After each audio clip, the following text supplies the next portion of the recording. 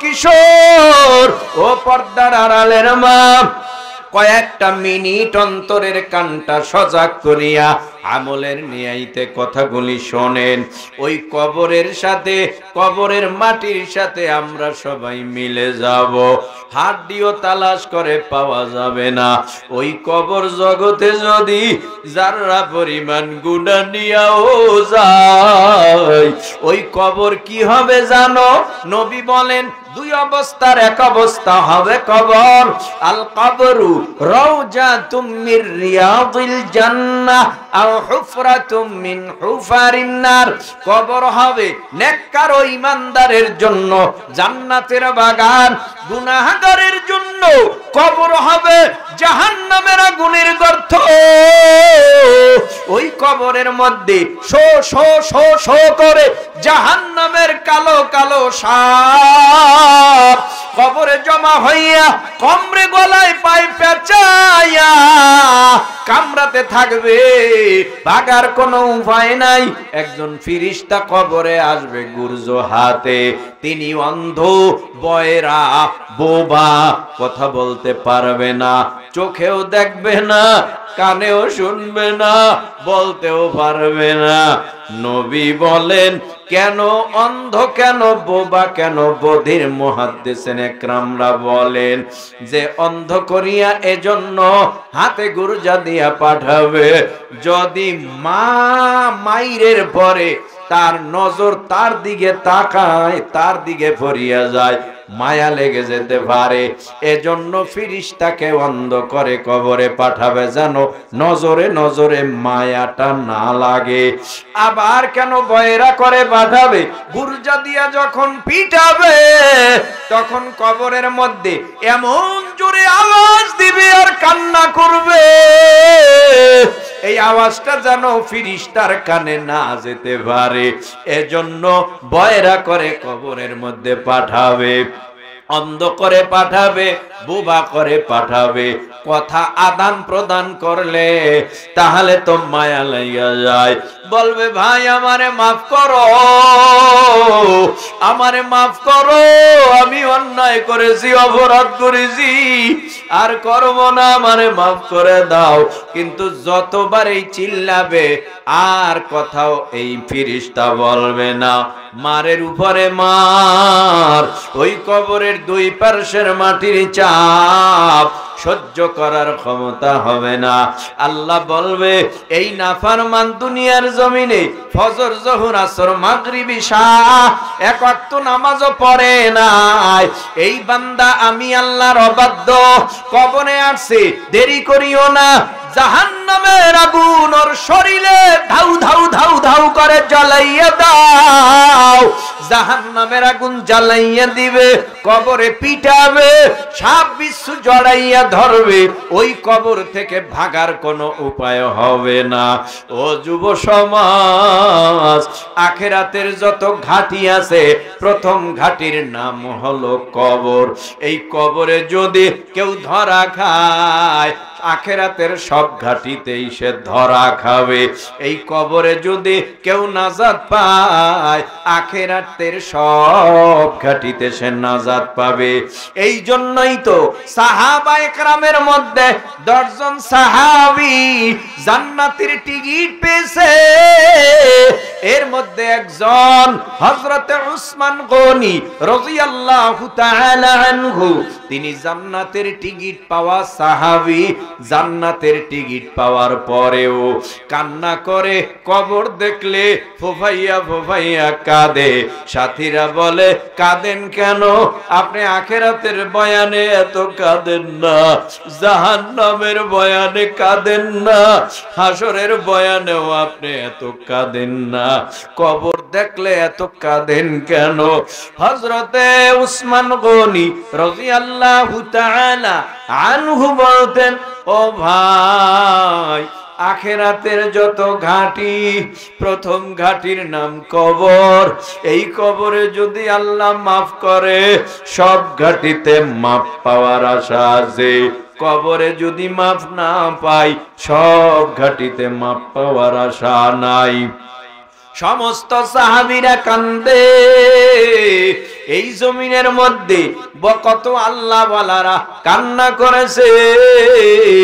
ও ভাই, আমাদের বরিশালে চরমনাই, ওই চরমনাইয়ের একজন শায়েখ কুতুবুল আলম সৈয়দ ফজলুল করিম রহমাতুল্লাহ আলাই, তার জীবদ্দশায় আমি নিজে দেখেছি কান্না ছাড়া কোনো কথা ছিল না। কান্নার বয়ান, কান্নার বয়ান, জান্নাত জাহান্নামের বয়ানে ফুফাইয়া ফুফাইয়া কান্না করেছে, কবরের কথা বলে কান্না করেছে, আর বলেছে মাওলা ওই কবরে আমি একা একা কেমনে থাকবো। ও তার জীবনটা কান্না করেই চলে গেল। খাঁটি আল্লাহওয়ালারা কান্না করে বিদায় হয়েছে। তোমার আমারও দুনিয়ার জমিনে বেশি বেশি আল্লাহর ভয়ে, জাহান্নামের ভয়ে, পরকালের ভয়ে কান্না করতে হবে।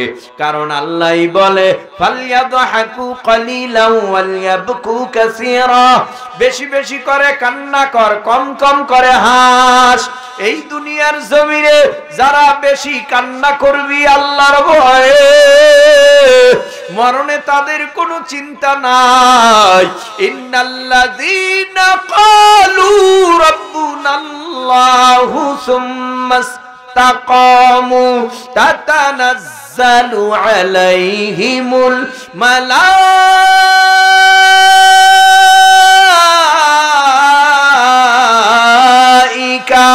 আল্লা তাখাফু ওয়ালা তাহজানু ওয়া আবশিরু বিল জান্নাতিল্লাতী কুনতুম তুআদুন।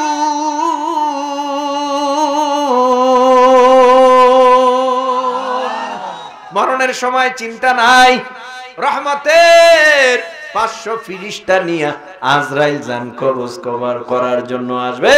নামাজি, দিনদার, রোজাদার, নবীর সুন্নত মানে ওয়ালারা আয়েশা আজরাইল আলাইহিস সালাম স্বাগত জানাবে, মারহাবা মারহাবা, তোমার জান কবজ করার জন্য আসছি আমরা, সাথে রহমতের ফিরিস্তা 500।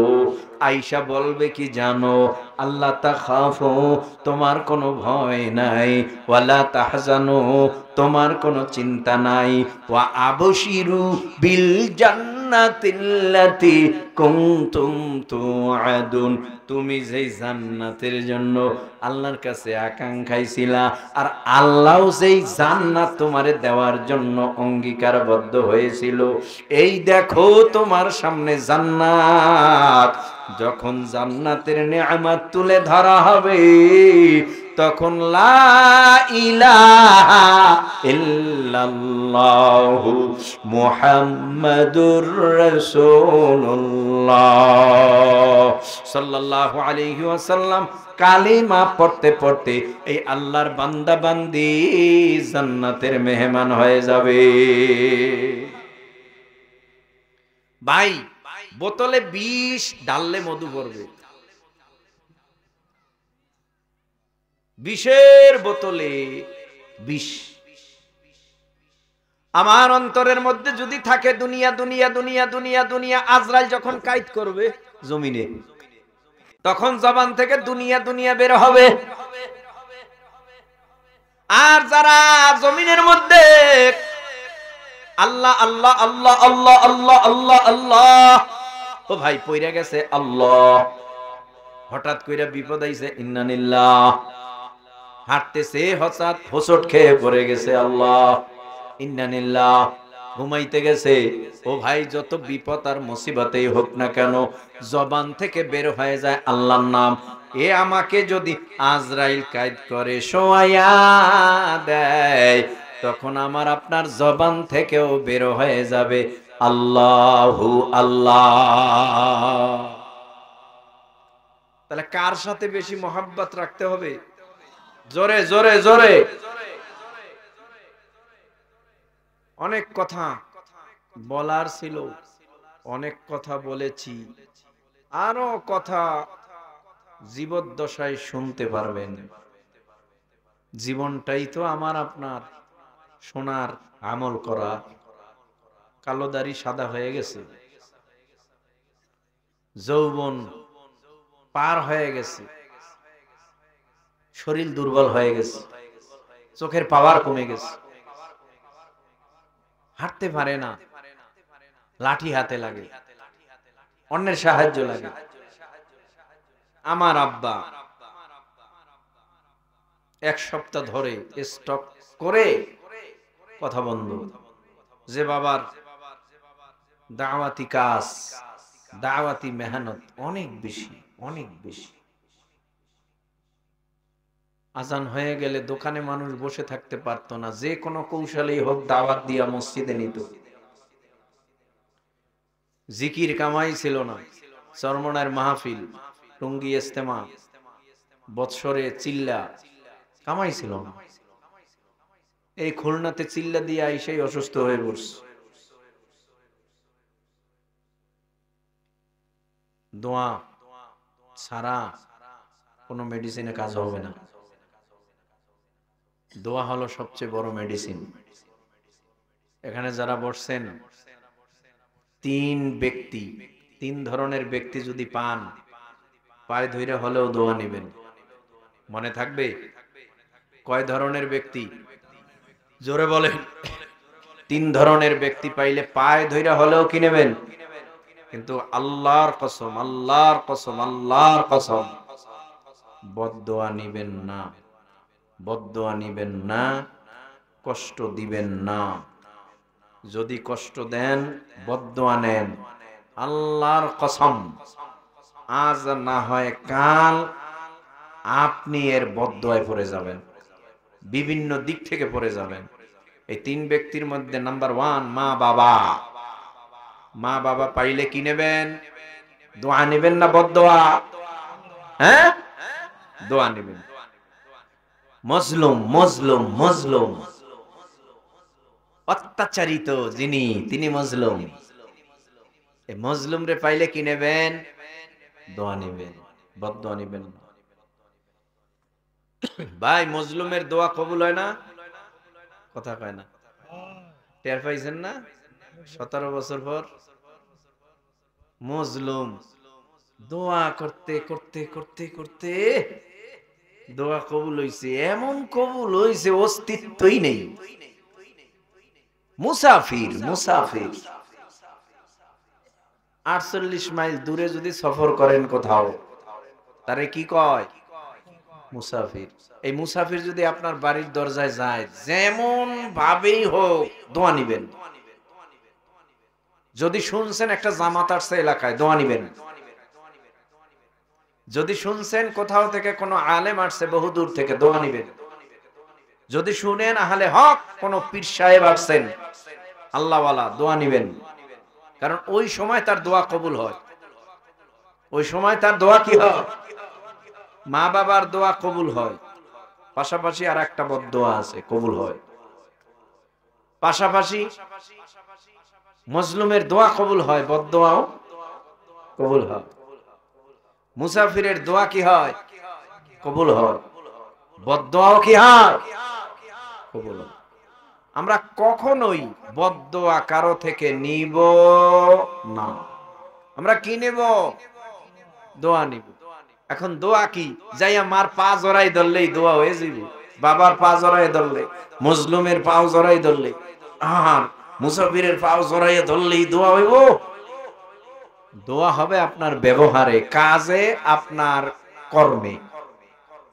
দোয়া হবে আপনার কাজে, কর্মে, ব্যবহারে। আসুন আমরা ওই মা বাবার জন্য দোয়া করি। ভাই,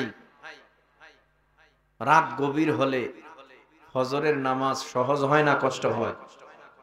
হ্যাঁ, কষ্ট হয়। ফজরের নামাজ আল্লাহওয়ালা যারা, এরা ইশারের পরে কোনো বয়ান করে নাই। খেয়াল করেন, এদিকে আমার দিকে তাকান। এরা ইশারের পরে কিছু সময়ের পরে কি ঘুমায় পড়তো। এখনো যারা একেবারে ওই লেভেলের বুজুর্গ, এখনো তারা ইশার পরে কোথাও বয়ান করে না। ফরিদাবাদ মাদ্রাসা ঢাকার মুফতি আবু সাইদ হাফিজাহুল্লাহ, ইশারের পরে কেউ তারে ভিডিও বয়ান করাইতে পারবে না। মাগরিবের পরে বয়ান, এশা পর্যন্ত। এরপরে তোমরা যা করো করো, আমার বিষয় না, আমি এশার পরে বয়ান করব না। আছে না এখনো মানুষ? হ্যাঁ আছে। আমরা কি করি, রাত যত গভীর হয় আমাকে ওয়াজ তত জমে। রাত গভীর হইলে ওয়াজ জমে কেন? ওই যে আর চিন্তা ভাবনা, যদি সুট্টুর মারে শুনমু, সুট্টুর না মারলে বিড়ি টানতে টানতে বাসায় যামু, যাইয়া ঘুমামু, ফজর পড়মু না, নিয়ত সহি। আপনারা বলেন এই ওয়াজের উদ্দেশ্য কি? নামাজ কাজা করা না নামাজি বানানো? উদ্দেশ্য যদি এটাই হয় তাহলে বয়ান বেশি না, বয়ান কম, আমল বেশি। উদ্দেশ্য যদি এটা হয়, আমল কি হয়?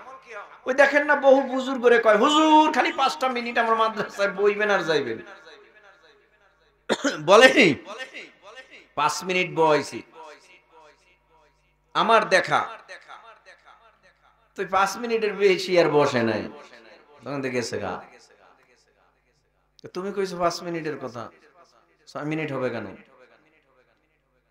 আমি তো তোমার ওই 5 মিনিটের হিসাব করে আইছি, আমার অন্য জায়গায় যেতে হবে, কাজ আছে। এখনো বহু সরল সহজ মানুষ আছে, বুদ্ধিমান, কয় আপনারে ডাইল ভাত খাওয়ামু, ডাইল ভাত, বাড়িতে দাওয়াত। গোস্ত আনছো কেন? খাবো না। মাছ আনছো কেন? খাবো না। কি আসেনি এরকম লোক? আছে ভাই। আগের মানুষ এত সরল ছিল, আর এখন আমগো মধ্যে কি পেস, জিলাপির থেকেও বেশি পেস। কি পেস? এই পেশাপেশি বন্ধ করতে হবে, মাদ্রাসার দিকে নজর করতে হবে। একটা মেয়েকে যদি আলেমা বানান, ক্ষতি হবে না, বরং আপনার ঘরটা জান্নাত হয়ে যাবে। সুবহানাল্লাহ, সুবহানাল্লাহ। একটা ছেলেকে আলেম বানাবেন, কোরআনের হাফেজ বানাবেন, আলেম বানাবেন, মুফতি বানাবেন, মুহাদ্দিস বানাবেন। আমি তো সব সময় দোয়া করি, আল্লাহ আমার বংশের ভিতরে বড় বড় বুজুর্গ বানায় দিও। লাভ হবে কি? বংশের জন্য যখন তারা দোয়া করবে তখন আমারে বলবে না। এজন্য আমি দোয়া করি, আল্লাহ আমার বংশের মধ্যে বড় বড় বুজুর্গ বানায় দিও। এখন দোয়া কইরা গেলে 20 বছর পরেও দোয়া কবুল হইতে পারে। তো আমার বংশে এমন একজন বুজুর্গ বড় হতে পারে, যেই বুজুর্গর নাম সারা বিশ্বে ছড়িয়ে যেতে পারে। হয় না? এরকম হয় নাই? 20 বছর পর দোয়া কবুল হইছে, 10 বছর পর কবুল হইছে, জীবনে হায়াতে কবুল হইছে, কিন্তু টের পাও নাই। দোয়া কারো ফেরত আসে না। আল্লাহর দরবারে দোয়া করলে দোয়া আজ না হয় কাল কবুল হবেই। যে এই দোয়াটা দুনিয়ায় কাজে না লাগলেও আখিরাতে তোমার কাজে লাগবে। বাবা নাই কার কার? হাত জাগান তো দেখি আপনারা। আহারে বাবা রে, হাত নামান। মা নাই কার কার? মা, হাত নামান। এই মা বাবার জন্য দিল খুলে খাস করে দোয়া করবেন। এখন দোয়া ছাড়া বিকল্প কোন রাস্তা পরকালে নাজাতের নাই। আল্লাহ আমাকে আপনাকে সুস্থতার সাথে এখানে উপস্থিত করে দিয়েছেন, এতে আপনারা খুশি না বেজার? আপনাদের আওয়াজ যেভাবে দেওয়ার দরকার সেভাবে হয় না। আপনারা জিমাচ্ছেন, ঘুমাচ্ছেন। আমার থেকে আপনারা দুর্বল বেশি না। আমি প্রতিদিন সফর করি, সারা রাস্তা 12টায় রওনা কইরা ঠেলতে ঠেলতে এই পর্যন্ত আইছি। দুপুরে খানার সুযোগ পাই নাই, পেটে ক্ষুধা। এখানে আইসাও খানার সুযোগ নাই, স্টাইল। তো আমার থেকে তো শক্তিশালী আপনারা বেশি। আপনাদের আওয়াজ শুনলে মনে হয় পিঁপড়াও পালাবে না, অথচ মুসলমানের এক হুঙ্কারে বেঈমানরা ইঁদুরের মতো করতে পালায়। আপনাদের আওয়াজ শুনলে মনে হয় দুপুরেও খান নাই, রাত্রেও খান নাই, এত দুর্বল। আর খাবে কি? বিড়ি পাইলে আর কিছু লাগেনি। এ সমাজের মানুষ বিড়ি চেনছে ভালো। বিড়ি আছে, সব আছে। ওই নেশাখোর যারা ইয়াবা খায়, গাঞ্জা খায়, দেখেন না, ভাত খাওয়া লাগে না। আর বর্তমান জামানায় সবচাইতে বড় নেশা হলো মোবাইল, এটা পাইলে আর কিছু লাগে না। তো আপনারা যারা বসছেন, আওয়াজ দিবেন নাকি মোনাজাত দিমু? আওয়াজ দিবেন, কথা শুনবেন। কারা কারা শুনবেন আল্লাহু আকবার বলেন তো। হাত নামান, নামান। পিছনে যারা বসা আছেন আপনারা আল্লাহু আকবার বলেন। কি আওয়াজ দিল? আল্লাহু আকবার। এখানে আসে না আওয়াজ, আরো জোরে দেন, আরো জোরে। আল্লাহু আকবার একসাথে বলেন। সবাই আকাশ পাতাল মুখরিত করে বলেন আল্লাহু আকবার। মুরব্বীরা চিন্তা করে আমি তো এমনিই বুড়া, আরো মারবি আমারে, আমি তো এমনিই মরা। মরারে মারতে পারে সবাই। যান, আসুন। এখানে আমাদেরকে যিনি উপস্থিত করে দিয়েছেন তেনার নাম, আরো মায়া লাগায়া বলেন, আরো জোরে বলেন।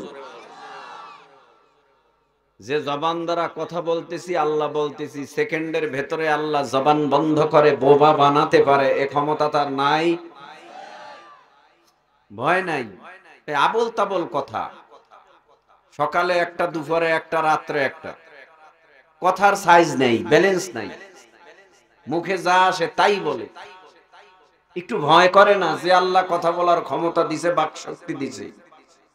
সে আল্লাহ ইচ্ছা করলে এখনো তো আমার চোখের দৃষ্টি শক্তি কেড়ে নিতে পারে, জবান বন্ধ করতে পারে, কানে শ্রবণ শক্তি নিয়ে যেতে পারে। আমাকে ল্যাংরা লুলা বানাইয়া আল্লাহ ঘরে বসাইয়া পায়খানা পেশাব করাইতে পারে, এখনো সে ক্ষমতা তার নাই? আছে। কিন্তু বান্দা বান্দি এত আল্লাহ পাক কিছু নিদর্শন জমিনে দেখায়। পাশের বাসার লোক প্যারালাইসিসের রোগী, যেই অন্যায় করছে, অপরাধ করছে, নিজে ওর থেকে শিক্ষা নেয় না। এই সমাজের মধ্যে একজন মানুষ কবর করে, কবর করে কিসের জন্য? আনন্দে না চোখের পানি ফেলাইয়া? কান্না করে, মার বিদায়, বাবার বিদায়, চাচার বিদায়, সমাজবাসীর বিদায়। খুব ভালো একজন লোক ছিল, তার বিদায়। কবর করতে যায়, সেখানেও বিড়ি টানে। কবর খনন করে, সেখানেও বিড়ি টানে গাদায়। কত বড় নির্লজ্জ, কত বড় বেহাইয়া, কত বড় আহাম্মক।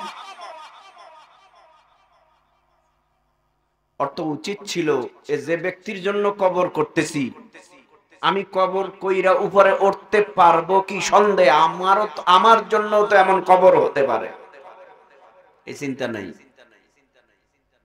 কারণ গরু যখন পরের জমির ফসল খায়, হাতে লাঠি নিয়ে একটারে তাড়ায়, ও এক বাড়ি খাওয়ার পরে লেজ উঁচু করে, দৌড়, এক দৌড়ে বাড়িতে।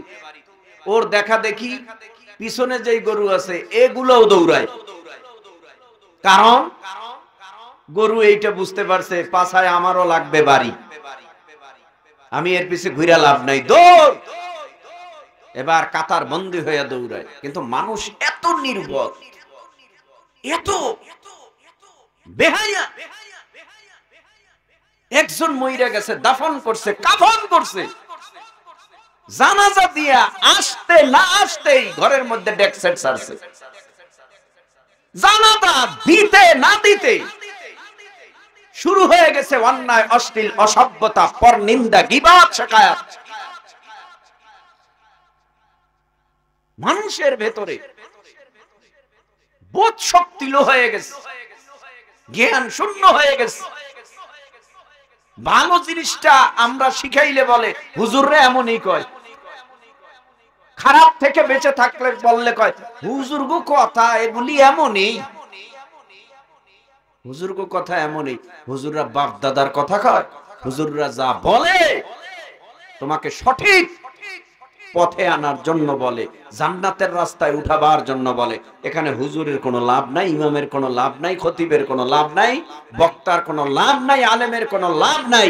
তোমাকে দিনের রাস্তায় উঠায়া দিতে পারলে তার লাভ, তার মানে তোমার যত সওয়াবের একটা অংশ তার আমলনামায় যাবে। তুমি দুনিয়া চিনছো, তুমি দুনিয়া চিনছো, যার কারণে তুমি এই দুনিয়াও পাও না, লাঞ্ছিত আখিরাতও পাও না। এই এদিক তাকান, আমার দিকে তাকান, তাকাইছেন নি? আচ্ছা বলুন তো, কোটি কোটি টাকার মালিক তারা খুব আরামে আছে, আওয়াজ দিবেন যদি জানা থাকে। আমার সাথে আপনার কথা কথোপকথন হচ্ছে, আপনার সাথে আমি মুজাকারা করতেছি, আপনি আওয়াজ দিবেন জিহ্বা দ্বারা, জবান খুলে, তারা খুব আরামে আছে। কেন? এত বড় টাকাওয়ালার মালিক যাকে আপনি সালাম দেন, সম্মান করেন টাকার বিনিময়, সে আরামে নাই কেন? তার ঘুম নাই, তার খাওয়া দাওয়ার ব্যালেন্স নাই, তার চিন্তায় অস্থির, বিভিন্ন দিক সমস্যা। আচ্ছা বলুন একটা এক্সাম, হারামে আরাম আছে, হারামে আরাম আছে, অ্যানসার দেন। হারামে আরাম আছে নাই, তার প্রমাণ কি?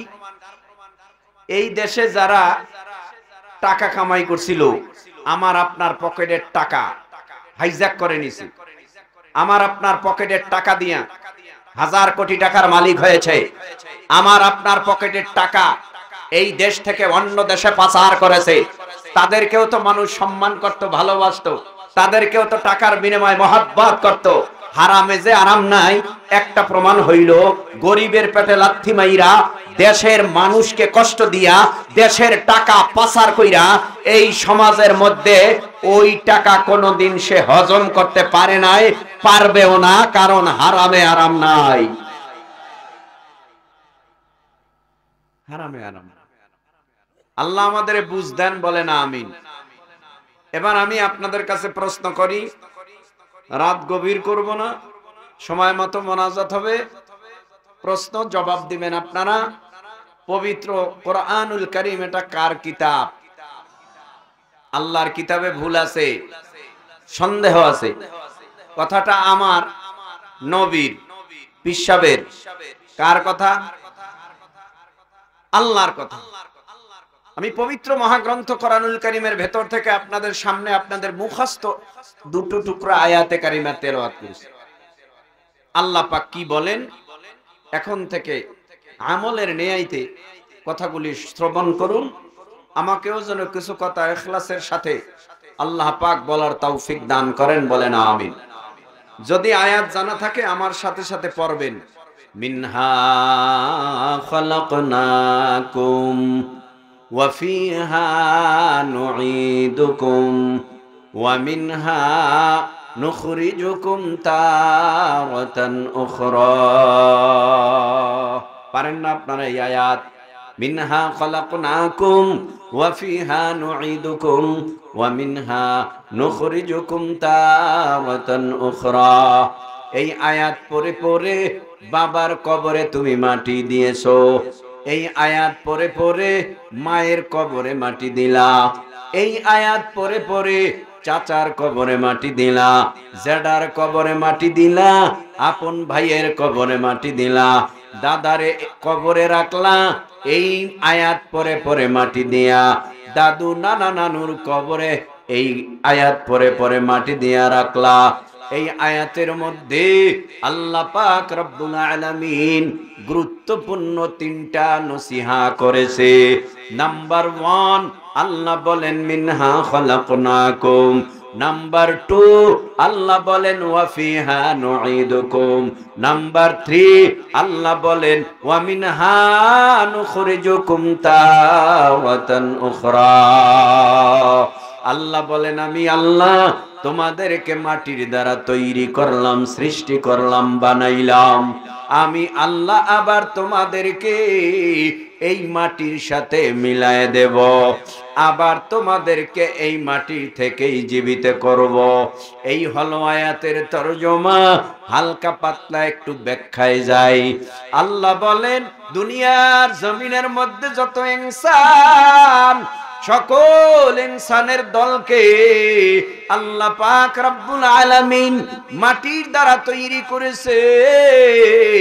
এই ইনসানের প্রথম ইনসান আমাদের আদি আব্বা হযরত আদম আলাইহিস সালাম।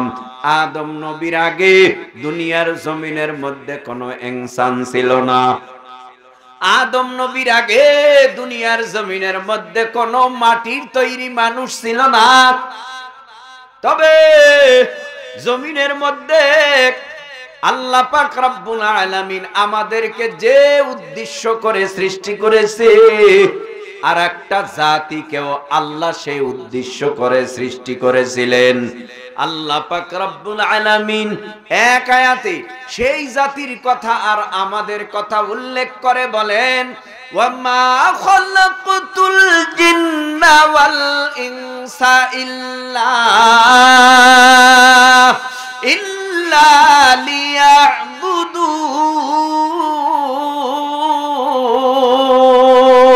লিয়াবুদুন। আল্লাহ পাক রব্বুল আলামিন বলেন, জিন এবং ইনসান আমি আল্লাহ পাক সৃষ্টি করার উদ্দেশ্য ইল্লা লিয়াবুদুন, একমাত্র আমি আল্লাহর ইবাদত। আমি আল্লাহর ইবাদত ছাড়া আমি আল্লাহ আর কোন উদ্দেশ্য করে জিন বানাই নাই, ইনসান বানাই নাই। ও যুব সমাজ, ও পর্দার অন্তরালার মা বোনেরা, ও তরুণ ও কিশোর ও যুবক, ও বৃদ্ধ বাবা, একটু জিহ্বা নাড়াইয়া উঁচু আওয়াজে বলো, এখনো গোটা দুনিয়ার জমিনের মধ্যে জিন আছে না নাই? নাই, জিন নাই। কত মানুষ জিন হাজির করে, অবাস্তব না, বাস্তব। জিন নামের একটা সূরাই আছে কোরআনের মধ্যে, 114 সূরার এক সূরার নাম সূরায়ে জিন। জানেন না আপনারা? ওই এদিক সেদিক তাকাইতেছ, আমার দিকে না তাকাইলে ওয়াজ হবে না, আপনি বুঝবেন না, আপনার মন ভালো না, এলোমেলো, কষ্ট হইতেছে খুব। ক্লাসে ছাত্র বসলে বসার মতো বসতে হয়, শুনলে শোনার মতো শুনতে হয়, গেথে নিতে হয়, যে আগামীকাল শিক্ষক জিজ্ঞেস করতে পারে আমার আজকের পড়াটাও, গতকালকে কি বলছিলাম মনে আসেনি? ওই কথাটা যখন জিজ্ঞেস করা হয়, ছাত্র যদি বলতে পারে তো শিক্ষকের ভালোবাসা পায়। আসলেই এটা জ্ঞানী বুদ্ধিমান গতকাল মনোযোগ দিয়ে পড়াটা শুনেছিল। আসুন এদিক সেদিক মন না দিয়ে আমার দিকে তাকান। ভাইরা আমার, জিন দুনিয়ার জমিনের মধ্যে অভাব নাই। জিন বানাইছে আল্লাহ আগুন দিয়া, ইল্লা লিয়াবুদুনের জন্য। কিন্তু জিনেরা আল্লাহর হুকুম মানে নাই, আল্লাহর অবাধ্য হয়ে গেল, আল্লাহর সাথে দুশ্মনী আরম্ভ করলো। তাই তো আমার আল্লাহ জমিনের মধ্যে জিনদেরকে খতম করার জন্য আল্লাহ অর্ডার করলো। আল্লাহ পাক রব্বুল আলামিন বললেন, ও ফেরেশতারা, দুনিয়ার মধ্যে যত জিন যারে যেখানে পাইবা সেখানেই তোমরা তাদেরকে হত্যা করে ফেলো। অর্ডার হলো আমার আল্লাহর, অর্ডার পালন করলেন ফেরেশতারা, যারে যেখানে পাইলো সেখানেই হত্যা করে ফেললো। এ যুব সমাজ, আল্লাহর একটা প্রধান ঘর আছে, ঘর, যেই ঘরটার নাম খানায়ে কাবা, বাইতুল্লাহ। এই বাইতুল্লাহটা আল্লাহর ঘর। এই ঘরটা মক্কায় অবস্থান করে। আল্লাহ পাক জিনদেরকে ধ্বংস করার পর এখন যেখানে মক্কার ঘর, খানায়ে কাবা, বাইতুল্লাহ, আল্লাহর ঘর, তদানীন্তন সময় এই ঘরটা এত সুন্দর পরিপাটি করা ছিল না। ঘরটা ছিল জীর্ণ শীর্ণ, তবে ঘরটা ছিল বরফের আকৃতির একটা স্তম্ভ বা খাম্বা। জিনদেরকে মেরে ফেলার পর আল্লাহ পাক রব্বুল আলামিন বললেন, ও ফেরেশতারা, তোমাদেরকে আমি আল্লাহ নূর দ্বারা বানাইলাম, তোমরা এখন সবাই এই স্তম্ভর চতুর্দিক দিয়ে লাব্বাইকের আওয়াজ দাও। দাও। নূরের তৈরি ফিরিস্তারা ওই খানায় কাবা বাইতুল্লাহ তদানীন্তন সময় বরফের আকৃতির স্তম্ভ খুঁটির চতুর্দিক দিয়া লাব্বাইকার আওয়াজ দেয়, লাব্বাইক আল্লাহুম্মা লাব্বাইক, লাব্বাইক লা শারীকা লাক লাব্বাইক, ইন্নাল হামদা ওয়ান নি'মাতা লাকা ওয়াল মুলক লা শারীকা লাক। লাব্বাইকের আওয়াজ দিতেছে, কিন্তু এক আল্লাহর তো আল্লাহর হাতে তৈরি আগুনের তৈরি ছোট্ট একটা জিন নূরের তৈরি ফিরিস্তাদের কাতারে ঢুইকা লাব্বাইকের আওয়াজ দিতেছে, লাব্বাইক আল্লাহুম্মা লাব্বাইক। আজীব আশ্চর্য, আল্লাহ বলেন এই ফিরিস্তাদের কাতারের মধ্যে আগুনের তৈরি জিন কেমনে ঢুকলো? আল্লাহ পাক তারে ডাইকা বলে, এদিকে আসো, ব্যাপারটা বুঝলাম না। নূরের তৈরি ফিরিস্তাদের কাতারে ঢুইকা তুমি আমি আল্লাহর কুদরতি কলিজাটারে ঠান্ডা বানাই দিলা, ব্যাপারটা কি? সব অবাধ্য হয়ে গেছে, ধ্বংস করে ফেলেছি, আর তুমি আমি কুদরতি কলিজা ঠান্ডা বানায় দিলা। তখন ওই জিন, তার নাম আযাজিল, ডেকে বলে, আল্লাহ আপনার ভয় আমার অন্তরের ভিতরে জমা, আপনি যদি আমাকেও মাইরা ফালান, এই ভয়ে আমি লাব্বাইকের আওয়াজ দিতেছি, আপনার মন অন্তরটাকে খুশি করার চেষ্টা করতেছি। তো আল্লাহর অন্তর কুদরতি অন্তর ঠান্ডা হয়ে গেছে। আল্লাহ পাক বলে, যা ফিরিস্তাদের সরদার আজ থেকে তোরে বানাই দিলাম। তার মানে মুআল্লিমুল মালাইকা আগুনের তৈরি জিন আযাজিলকে আল্লাহ বানায় দিল। লম্বা কথা, আল্লাহ পাক রব্বুল আলামিন আর একটা জাতি বানাইলেন, মানুষ দিয়া মাটি দিয়া ইনসান বানাবার পর আল্লাহ আদেশ করেছিলেন সকল ফিরিস্তাদেরকে, ওয়াইজ ক্বালা রাব্বুকা লিল মালাইকাতি ইসজুদু লি আদামা ফাসাজাদু ইল্লা ইবলিস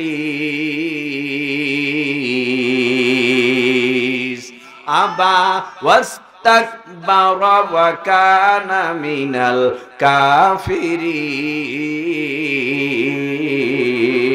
কাফিরিন। ও ফিরিস্তারা, তোমরা সবাই আদমকে সম্মানার্থে সিজদা করো। সবাই সিজদা করছে, উসজুদু লি আদামা ফাসাজাদু, সবাই সিজদায় লুটে পড়লেন, ইল্লা একজন করেন নাই সিজদা, কে সে? ইবলিস সিজদা করলেন না। আল্লাহ পাক রব্বুল আলামিন বললেন, ব্যাপারটা কি? সিজদা করতে তোমারে কে বাধা দিল? ও আল্লাহ, আমি আদমরে সিজদা করব, এটা হতে পারে না। আদম হইল মাটির তৈরি, আমি হইলাম আগুনের তৈরি, আগুনের তৈরি হইয়া মাটির তৈরিকে আমি সিজদা করব, এটা ভাবলা কিভাবে? তাহলে করলি না কেন? বলে, আনা খায়রুম মিন, আমি ভালো, কারণ আদমরে বানাইছো মাটি দিয়া, আমারে বানাইছো আগুন দিয়া। খলাকতানি মিন নার, আমি আগুনের তৈরি, ওয়া খলাকতাহু মিন তিন, আর আদম হইল মাটির তৈরি। আদমের সাথে আমার কোনো তুলনা হয় না। সিজদা না দেওয়ার কারণ আমার আল্লাহ তার মুআল্লিমুল মালাইকার খাতার থেকে নাম কাইটা, ফিরিস্তাদের খাতার থেকে নাম কাইটা, নামটা চিরদিনের জন্য জাহান্নামের খাতায় উঠায় দিল। এই তো শুরু হয়ে গেল আদমের সাথে শয়তানের শত্রুতা। কষ্ট হইতেছে? আদম আলাইহিস সালামকে আমার আল্লাহ জান্নাতে ঢুকায় দিল। জান্নাতের ভিতরে আদম নবী, যেখানে কোনো কিছুর অভাব নাই। ও ভাই, আমার দিকে তাকান, জান্নাতে খানার অভাব, খাটের অভাব, বিছানার অভাব, বালিশের অভাব, কামরার অভাব। জান্নাতীদের হাগামুতা আছে, জান্নাতীদের পেটে ব্যথা আছে, জান্নাতীদের মাথা ব্যথা আছে, জান্নাতীদের কোনো অসুস্থতা নাই। জান্নাত এমন একটা জায়গা, আল্লাহ পাক রব্বুল আলামিন বলে সালামুন কাওলাম মির রাব্বির রাহিম।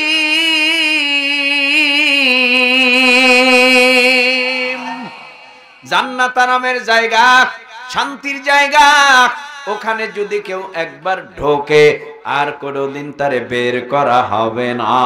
জান্নাত এমন একটা জায়গা, ওখানে ঢোকার পর শুধু আরাম আর আরাম। কিন্তু আদম নবী জান্নাতে থাকতেছে, একা একা জান্নাতে ভালো লাগে না। কয়দিনেই বা জান্নাতে একা একা ভালো লাগে? ও ভাই, একটা আনুষঙ্গিক কথা বলি, জিহ্বা নাড়ায় বলেন, আমাদের দুই কাঁধে দুজন ফেরেশতা আছে না নাই? বিশ্বাস করেননি আপনারা? ডান কাঁধে একজন, বাম কাঁধে একজন, দুই কাঁধে দুজন ফেরেশতা। এরা কি করে? লেখে লেখে লেখে। কি লেখে?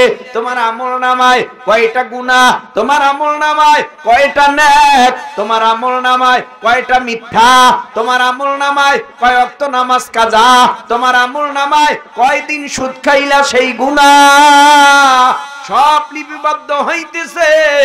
এমনটা নয়, আল্লাহ পাক রব্বুল আলামিনের ফেরেশতারা জুলুম কইরা তোমারটা বেশি গুনাহ লেখে।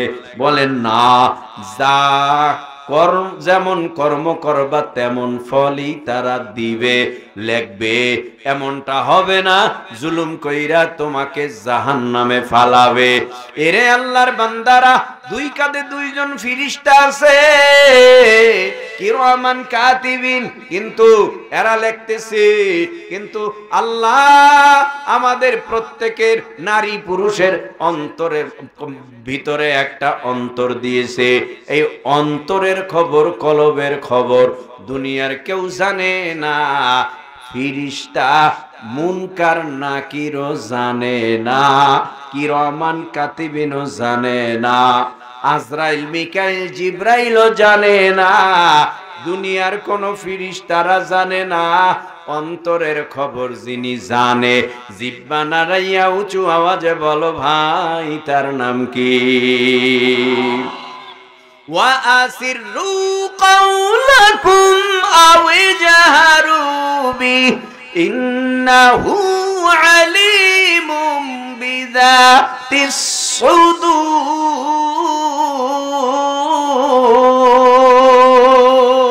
সুদূর। আরো জোরে বলেন আল্লাহু আকবার।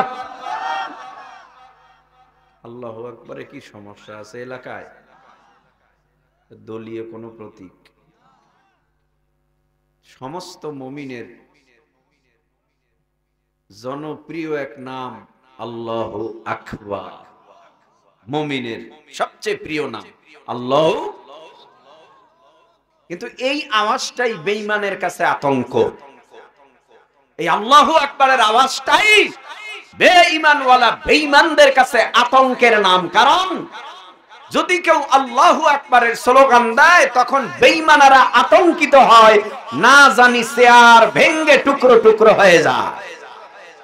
এটা বড় সবচেয়ে বড় পাওয়ারফুল।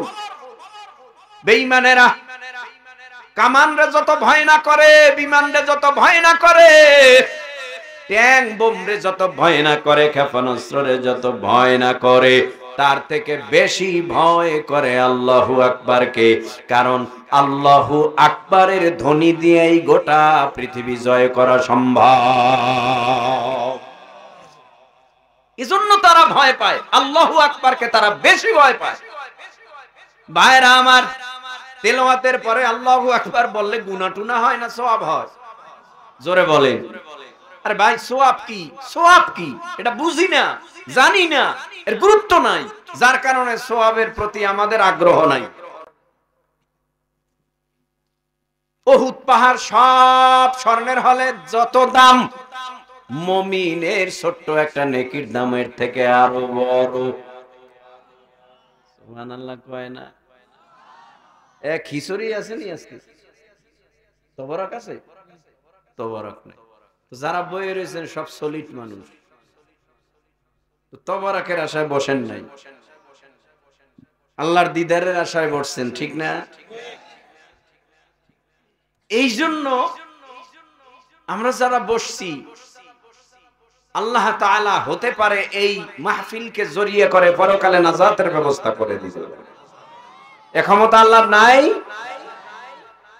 ভাইরা আমার, অন্ধকারে যদি কেউ পাপ করে কে দেখে? আলোতে করলে কে দেখে? অন্ধকারে করলে আল্লাহ, আলোতে করলে আল্লাহ। ঘরের দরওয়াজা জানালা পর্দা আটকাইয়া করলেও দেখে আল্লাহ। ওয়া আসিরু কাওলাকুম আও ইজহারু বি ইন্নাহু আলিমুম বিযাতিস সুদূর।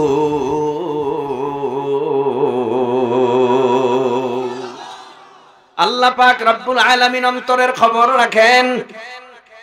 আদম পয়গম্বরের অন্তরের ভেতরে কি কল্পনা জল্পনা হয় কেউ জানে না, আমার আল্লাহ জেনেছেন। একা একা জান্নাতের মধ্যে কয়দিন ভালো লাগে, আরামের জায়গা, খুব শান্তির জায়গা, ভালো লাগে না। আল্লাহ পাক সিদ্ধান্ত নিলেন আদমের জন্য একজন সঙ্গিনী দরকার। আমি আল্লাহ নিজে আদমের জন্য এখন তার সঙ্গিনী বানায় দেব। সুবহানাল্লাহ। আদম পয়গম্বরের বাম পাজরের হাড্ডি থেকে আমাদের আদি আম্মা হযরত হাওয়া আলাইহিস সালামকে বানায়া জান্নাতের ভেতরে আব্বাজানের কাছে বসা করায় রাখলেন। হঠাৎ আব্বাজানের ঘুম ভাঙছে। ঘুম ভাঙিয়া দেখে সুন্দর কুমারী রূপসী বিশ্ব সুন্দরী তার কাছে বসা। আব্বাজান দেখেই পাগল হয়ে গেছে আম্মাজানের জন্য। আল্লাহ বিবাহ বন্ধনে আবদ্ধ করায় দিল। বিয়া হয়ে গেছে, এখন একজন আর একজনের স্বামী স্ত্রী। টাকায় সওয়াব, টাকায় সওয়াব। এখন জান্নাতে দুজন আরামে শান্তিতে বসবাস করে। সুখের জায়গা, সুখের ঘর, সুখের বাড়ি জান্নাতের মধ্যে। আর আনন্দ কম না। হঠাৎ ওই যে আল্লাহ জান্নাতের মধ্যে আদমকে ঢুকায় দেওয়ার পর আল্লাহ বলেছিলেন, ইয়া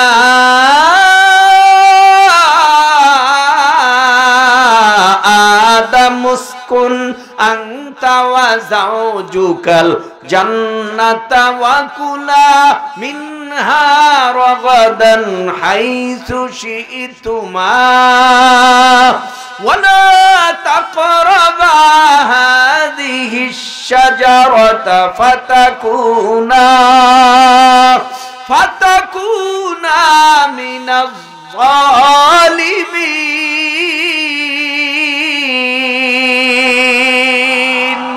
মুসলমানি বুয়াদ গারদান নেহাদান আইনানে খুদ বদসতে খাজাদান করবসুরত আদমি ইনসাবুদে আহমদবু জাহলোহানক সাবুদে আদমিরা আদমিয়াদ লাজিমাস উদরাগর বুনা বাশত হই জামাস। এরে আল্লাহর বান্দারা, জান্নাতের মধ্যে আল্লাহ পাক আদম নবীকে বললেন জান্নাতে থাকো, যেখানে ঘোরার ঘুরো, যা খাওয়ার খাও, যাও পান করার করো, নিষেধ নাই, তবে সাবধান। এর ভিতরে একটা গাছ আছে গন্ধম গাছ, ফলের গাছ, ওখানে যাইও না, ওখানে গেলেই কিন্তু ধ্বংস হয়ে যাইবা।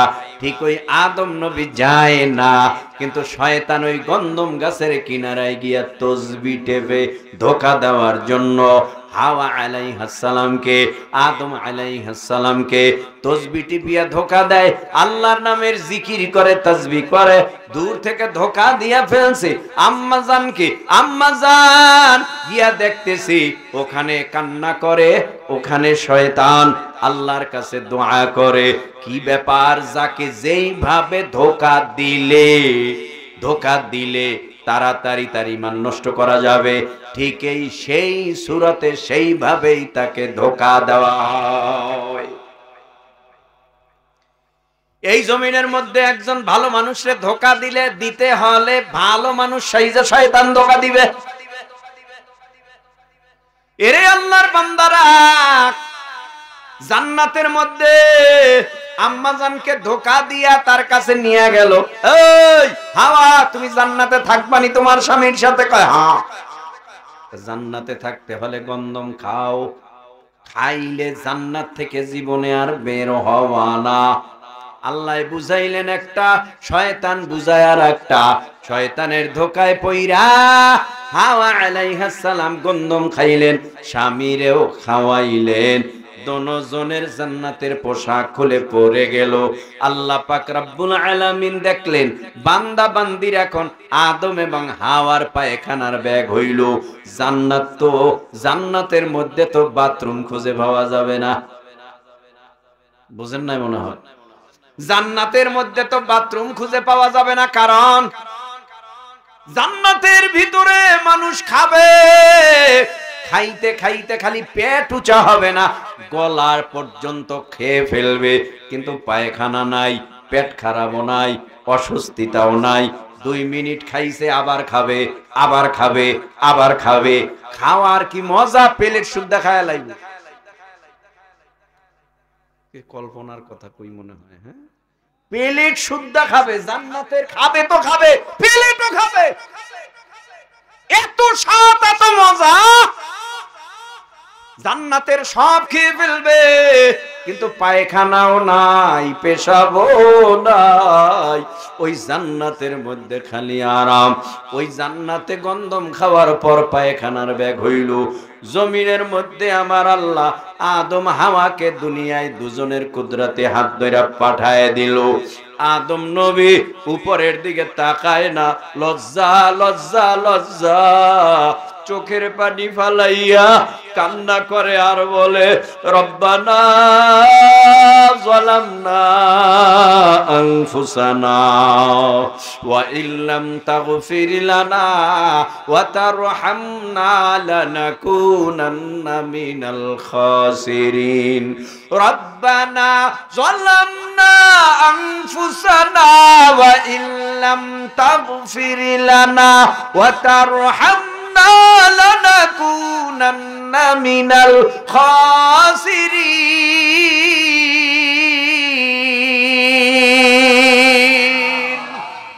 আল্লাহ পাক রব্বুল আলামিনের পয়গম্বর আদম নবী বলে, রব্বানা যালামনা, হে রব জুলুম করেছি আনফুসানা, নফসের সাথে।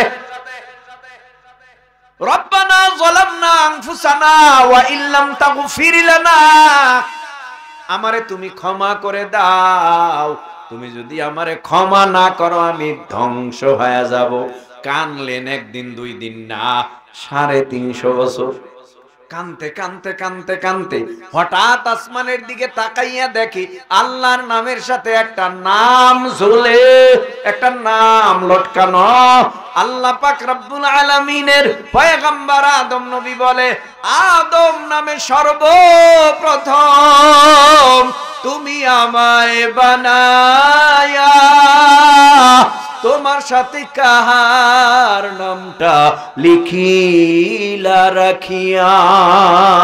আল্লাহ বলেন, আমার বন্ধু মুহাম্মদ আমার সাথে জড়িত, যাহার সৃষ্টি না হইলে আসমান জমিন না হইত। আল্লাহু আকবার। ও দয়ার মালিক, ওই নামের উসিলায় মাফ করে দাও।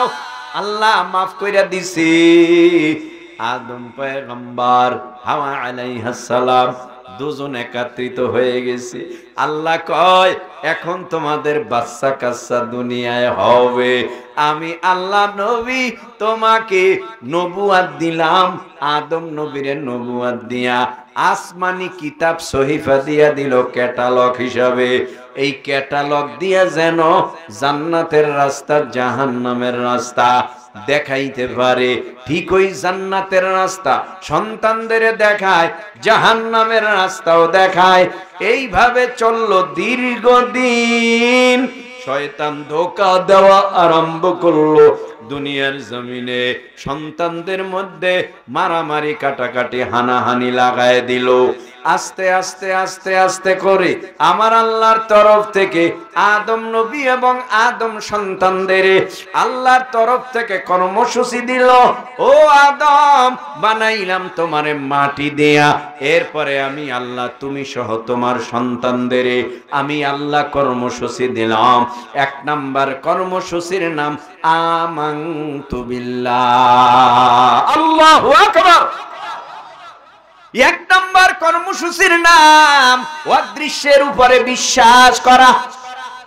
আল্লাযীনা ইউমিনুনা বিল গায়বি ওয়া ইউকিমুনাস সালাতা ওয়া মিম্মা রাযাকনাহুম ইউনফিকুন।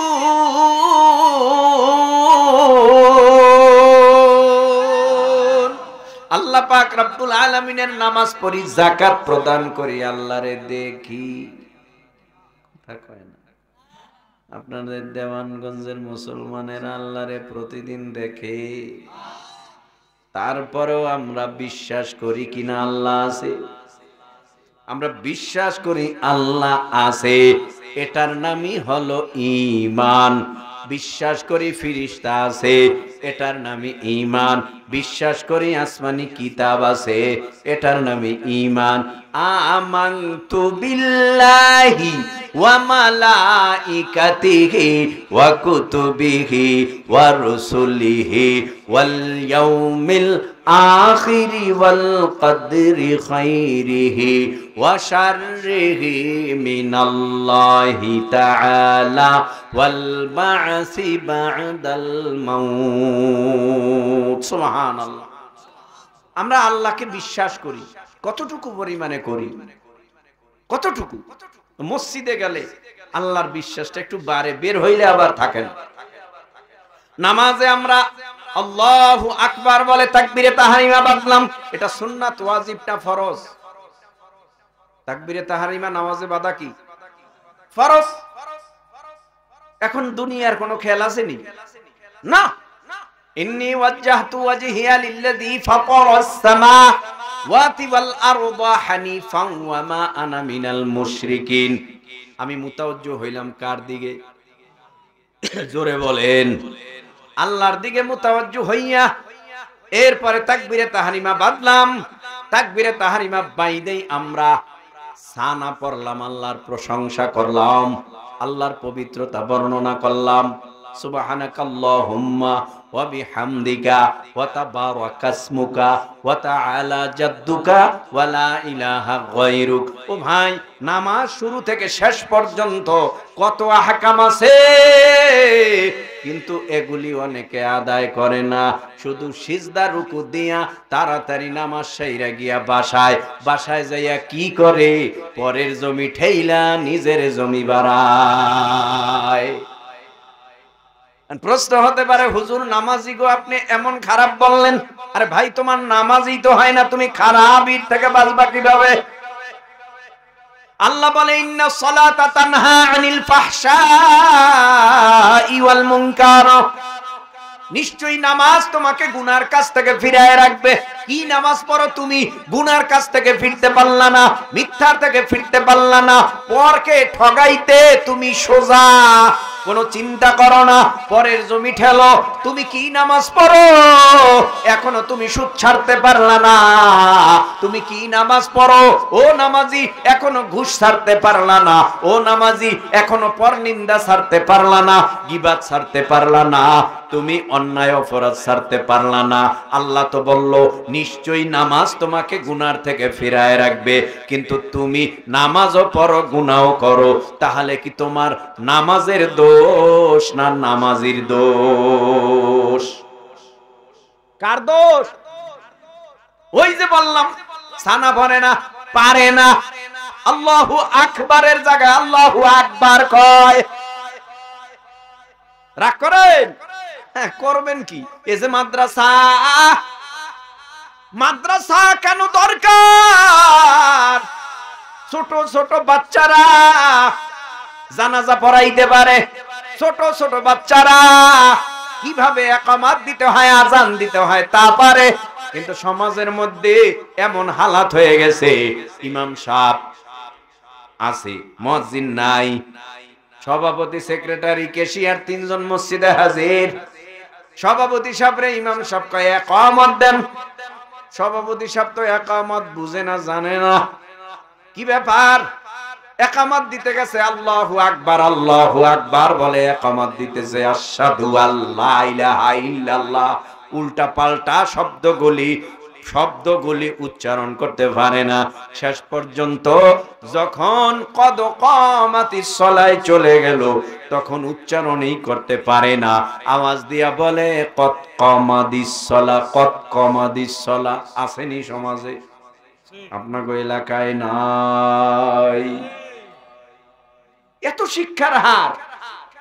একজন মসজিদের সভাপতি, একজন ক্যাশিয়ার, একজন সেক্রেটারি, তার তো উচিত ছিল এমন হওয়া, মসজিদের ইমাম মুয়াজ্জিন না থাকলেও আমি ইকামত দিমু, আমি নিজে ইমামতি করব। কোথায়? কারণ ওই যে আমাদের মেধা শূন্য হয়ে গেছে। টাকাওয়ালারে সভাপতি বানাইতে হইব, তাহলে সমাজের মধ্যে দাম পাওয়া যাবে। সেক্রেটারি তারে বানাইতে হইব, ক্যাশিয়ার তারে বানাইতে হইব। সে হাজী সাহেব মানুষ, নামাজ না পড়লে কি হইব? হস্ত করছে। এইরকম হালাত। রাগ করতেছেন বুঝি? ভাই খারাপ না, ভালো কথা শুনাইতেছি। এ কথাগুলি দরকারি কথা। কপালে দাগ পইরা গেছে। যদি বলেন সুদ খাননি, কয় আগের থেকে কমায় দিছি। সুদ খায় কিন্তু আগের থেকে কমায় দিছে। তার মানে আমি প্রায় সময় বলি, আপনাদের দেশে প্যাডের থেকে যেই ময়লাটা বাথরুমে গেলে পরে ওইটারে কি কয়? গু। কি কয় ওটারে? আপনাদের দেশে কি কয়? গু। গু শুকাইছে, শুকাবার পর যদি কেউ কয় যেহেতু শুকাইছে মজার জিনিস, তো উপরেরটা খাই, নিচে না একটু ভিজা টিজা আছে। গু খাওয়া উপরেরটাও যেই অপরাধ, নিচেরটাও সেই অপরাধ। ভাই সুদ খাওয়া এলাকায় নাই, আমি জানি সুদের কারবার, তবে বয়ানটা চতুর্দিকে ছড়ায় যাবে, এজন্য আমি বলতেছি সুদের কথা। রাগ করবেন না। সুদ খাওয়া কত বড় অপরাধ!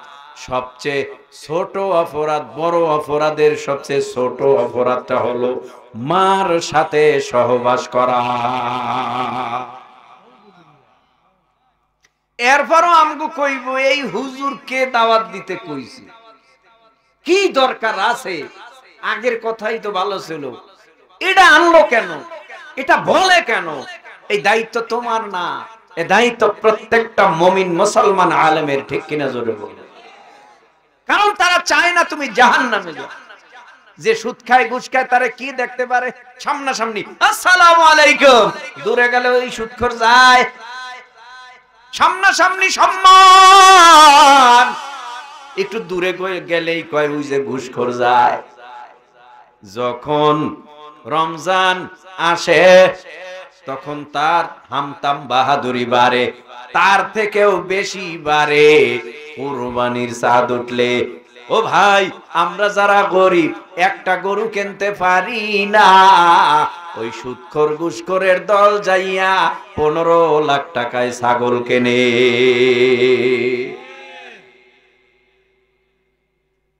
15 লাখ টাকায় ছাগল কেনে। ছাগল ওইটারে শুনলাম ধরছে ওই দিন, ওইটার বাহিরে কয়দিন আগে ধরবে। অপেক্ষা করো, আমাদের সুযোগ দিতে হবে ধরার। কথা বলো না কেন? আমাদের সুযোগ দিতে হবে, ধরতে হবে, সাইজ করতে হবে। কারণ চোরকে যদি বারবার সুযোগ দেন, চুরি করবে বারবার। কথা কন না কেন ভাইরা আমার?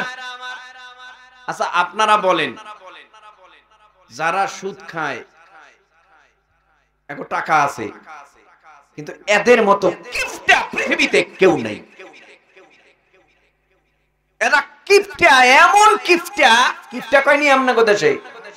হার কিফটা। এই ঠিক আছে, হার কিফটা। মানে এমন কিফটার, নিজেও খাবে না, অন্যরাও খাইতে দেবে না। এরকম আসেনি আপনাদের সমাজে? নিজেও খায় না, অপরকেও খাইতে দেয় না। শুটকি হইয়া মরে, শুটকি শুটকি শুটকি দিয়া মরে। আল্লাহ আমাদের বুঝ দেন, আল্লাহ এর থেকে হেফাজত করেন, আল্লাহ আমার জাতিকে হেফাজত করেন, আল্লাহ আমাদের পরিবারের সবাইকে সুদ ঘুষ থেকে হেফাজত করেন, বলেন আমিন। ভাইরা আমার, আল্লাহ পাক রব্বুল আলামিন বলে, এই জমিনের মধ্যে আমি আল্লাহ কর্মসূচি দিলাম আদম নবীরে। 1 নাম্বার আমানতু বিল্লাহ, 2 নাম্বার কর্মসূচির নাম হলো আমিলুস সলিহাত। ঈমান আনার পর 2 নাম্বার কর্মসূচি আদায় করবা নেক আমল, নেক আমল। ও ভাই, এই মাত্র একটা মানুষ কালেমা পড়ে মুসলমান হইল। এখন মুসলমান হওয়ার পর তার ভিতরে ঈমান, ঈমান আনার সাথে সাথে 2 নাম্বার কাজ হলো তার নামাজ। 2 নাম্বার কাজ কি?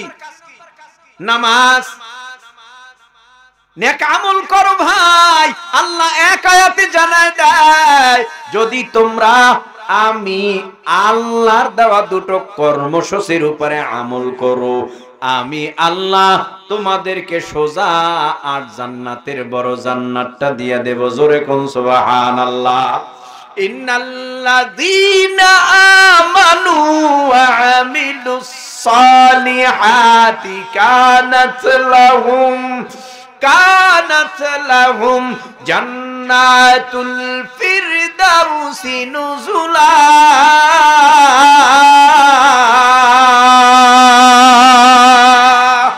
খালিদিনা ফিহা লা ইয়াবগুনা আনহা হিওয়ালা।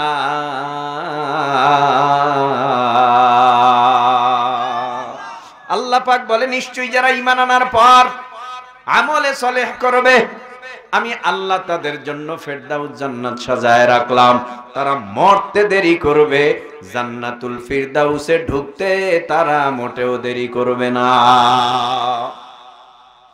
এর যুব সমাজ, এজন্য আসো আল্লাহর কর্মসূচির উপরে পাবন্দী হও, আল্লাহর হুকুমের অগ্রাধিকার বেশি দাও।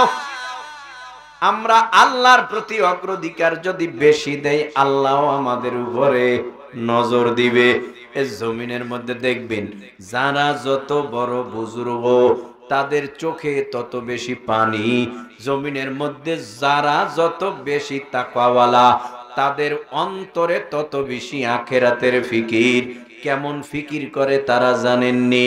রাত্রে যখন সবাই ঘুমায়া যায়, আল্লাহর ওলিরা উযু কইরা যায় নামাজ বিছায় দিয়া কান্না করে আর বলে, আল্লাহ তুমি ছাড়া আমার আর আপন কেউ নাই। এ দুনিয়ার জমিনে স্বার্থের জন্য সবাই আমারে মোহাব্বত করে ভালোবাসে, একমাত্র তুমি স্বার্থ ছাড়া আমাদের মোহাব্বত করো। ও আল্লাহ গো, তুমি আমাদের মাফ করে দাও, তুমি আমাদের মাফ করে দাও। গভীর রাত্রে সবাই ঘরের দরওয়াজা যখন বন্ধ থাকে, ওই গভীর রাত্রে চোখের পানি ফেলাইয়া বুজুর্গরা কান্না করে। এ যুবক, তোমার মতো কত যুবক 5 ওয়াক্ত নামাজ পড়ে, ইশরাক চাষ আওয়াবিন নামাজ আদায় করে। তোমার মতো কত যুবক গভীর রাত্রে তাহাজ্জুদে দাঁড়ায়া দাঁড়ায়া মনোবাক্যে আল্লাহর দরবারে কান্না করে আর বলে, আমার মতো গুনাহগার আর কেউ নাই। ও আল্লাহ, তুমি আমারে মাফ করে দাও। 1 জাররা পরিমাণ গুনাহ নিয়ে যদি ওই কবর জগতে যায়, ওই কবর হয়ে যাবে জাহান্নামের আগুনের গর্ত। মিনহা খলাকনাকুম ওয়া ফিহা নুঈদুকুম। আল্লাহ বলেন, মাটির মানুষ আমি আল্লাহ মাটির সাথে মিলায় দেব, তার মানে কবর জগতে নিয়ে যাবে।